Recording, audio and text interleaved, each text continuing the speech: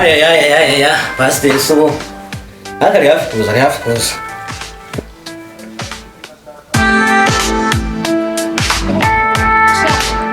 Ndereka amateraniro y'uno munsi araba ari show. Ako kantu nawe wakabonye. Umva nakabonye rwose kuko nyasengera bwa mbere nani.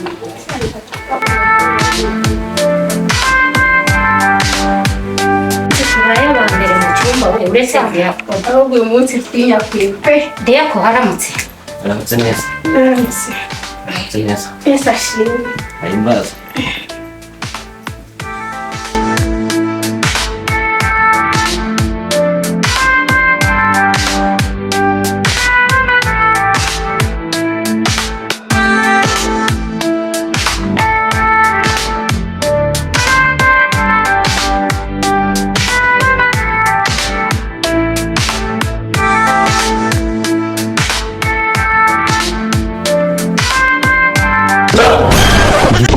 What's in this?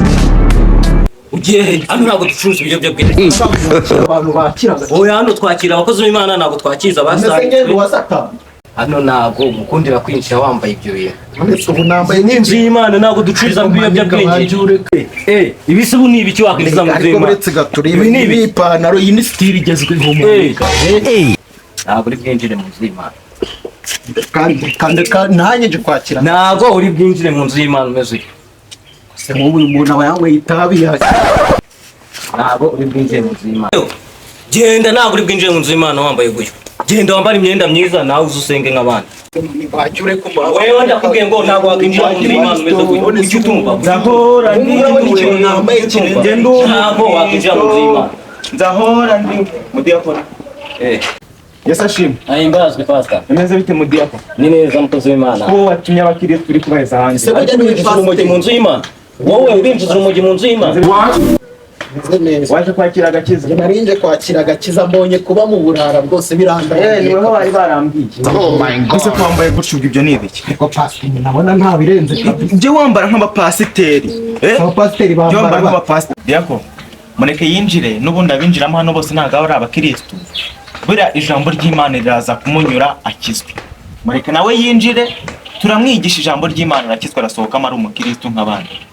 Kose pastor ngiye mfite amakingo umuntu ntago yahinduka. Ese yahinduka. Mureke arahinduka. Nta kintu kidashoboka niyinjiramo arahinduka. Arahinduka n'ubundi nanjye nuko nguko nari imeze kandi narahindutse nitwa pasiteri.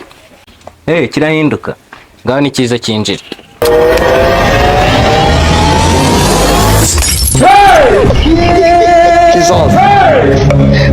Amaye nka data uburinganire mu byahisho. Pastor surakora kuri kwinjiza urumogi mu nzu y'Imana. Aha uko biri kose ndabiza araza gusohokamo yakishishwe. Akizwa wabonye rero urumogi ruhinduka supadi.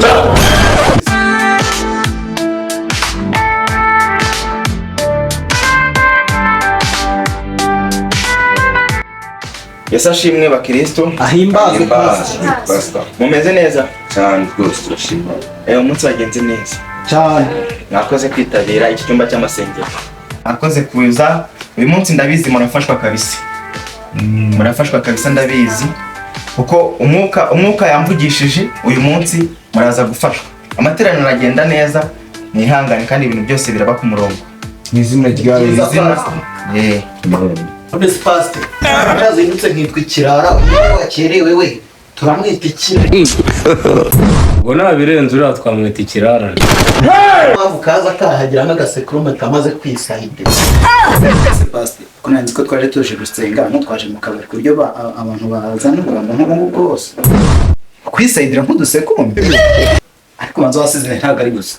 Yitondere we wagwakere. Mese ko nakerewe mpamvu mbwira ubugambo bwose. Tuza twese hano turangana we. Twangana saa kuri mu rusengero ni mu kabari wera ubwo ubugambo nk'ubwo bwose. Ariko mubwiye iki kirenze ntabwo uri kuza wahagira boshye umuntu utagira umuco. Pastor mubona ko amasengesho. We agasaku gake mu nzu y'Imana. Mureke urusaku hano ni mu nzu y'Imana ntago ari mu kabari. Mutuze duhimbaza Imana, duhite tuniga ijambo ry'Imana, tubonereho nze kubasabira umugisha dutahe. Sano haguruka uduterere korasi duhimbaza Imana. nzakagendana agakiza k'Imana we nzakagendana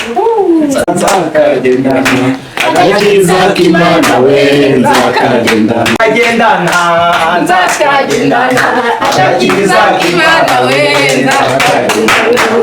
nzakagendana agakiza k'Imana we Hallelujah, hallelujah. nzakagendana agakiza k'Imana we Hallelujah. Nzakagendana agakiza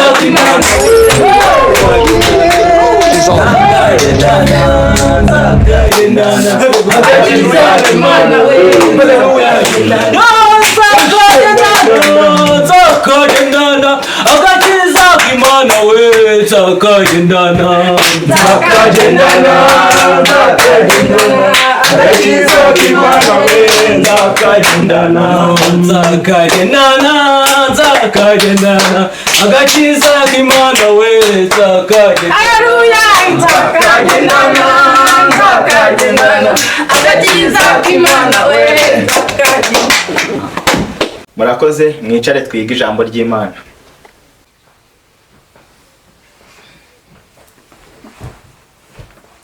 se wagiye ugenda agacicwa wakiraranye ikirarane ubwo se yambaye nkawe wambe si ndakwambaraga z'Imana kararuhinga wamuhirimbiriwe kandi pasi iki kintu niwe wakizanye. Mureke twiga ijambo ry'Imana. Haleluya. Murakoze, reka dukomeze tugere muri wa mwanya wo kwiga ijambo ry'Imana. Reka dusabe Chantal abe yahaguruka adusomere mu ndirimbo za Salomo ibice 2 umurongo wa 4.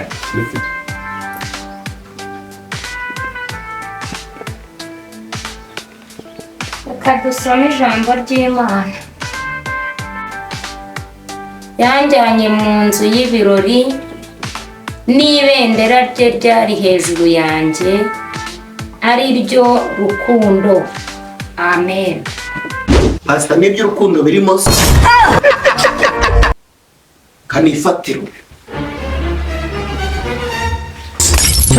kose burura nshaka y'ikimana baritse mwifatira ino ndege Indege genda ujye kuzifata i Kanombe. ntabwo mvuga indege z'i Kanombe mwana ndavuga iyi demi iri imbere yawe. Oya, mureke kubwirana nabi cyangwa mutukane. Ahubwo ndabona mwaca bugufi tugasenga Imana nkanabasabira umugisha mugataha tukagira ibyo tujya gukora mu ngo zacu. Bagira ngo noneho mwubahe Imana dusenge ubundi dutahe. Reka twubahe Imana dusenge. Uwiteka Mana yacu ndagushimye ndaguhimbaje wabanye natwe aya materaniro wayarinze wabanye natwe wadukomeje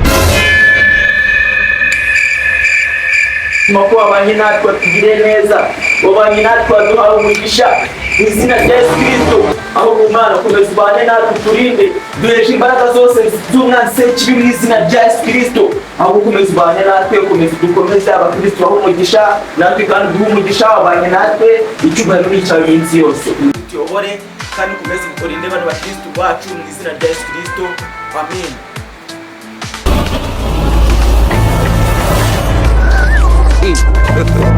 God have mercy upon us. Na telefone zacu zose zigiye he? Mani wowe yawe urayifite? ahura n'ikiko na Wowe yawe ura You be mumu. Tegesa mu cyari cyicare tukazi. nabivuze Pastor uretse gato. Diako mureke yinjire n'ubundi abinjiramo hano bose ntago ari abakristo buriya ijambo ry'Imana riraza kumunyura akizwe. Mureke nawe yinjire turamwigisha ijambo ry'Imana arakizwa arasohoka ari umukristo n'abandi. God have mercy upon us. Ariko Pastor nubundi ni wewe wagomeje guhatiriza yuko kinjira. Wikwirirwa uvunika. Uriya musambo n'uyu mupasiteri bari babipanze bazijyanye mbareba. Ko mundeba nabi se murumva ari ngiye wazijyanye? Si wowe.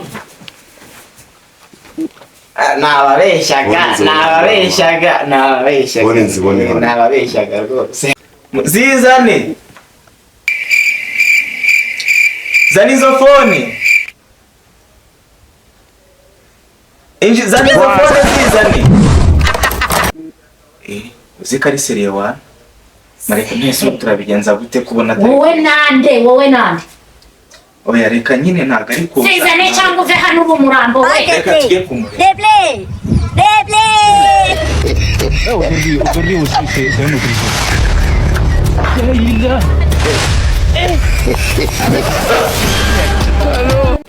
Haleluya. None se ko tumubuze abakristo bavandimwe turabikora gute? Usko tugiye kubigenza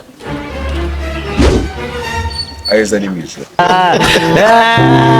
Ariko kuki utavuga nk'umuntu ufite ubwonko bwinshi? Nta iwacu nta muntu wigeze yiyahura. Iwanyu bariyahuye.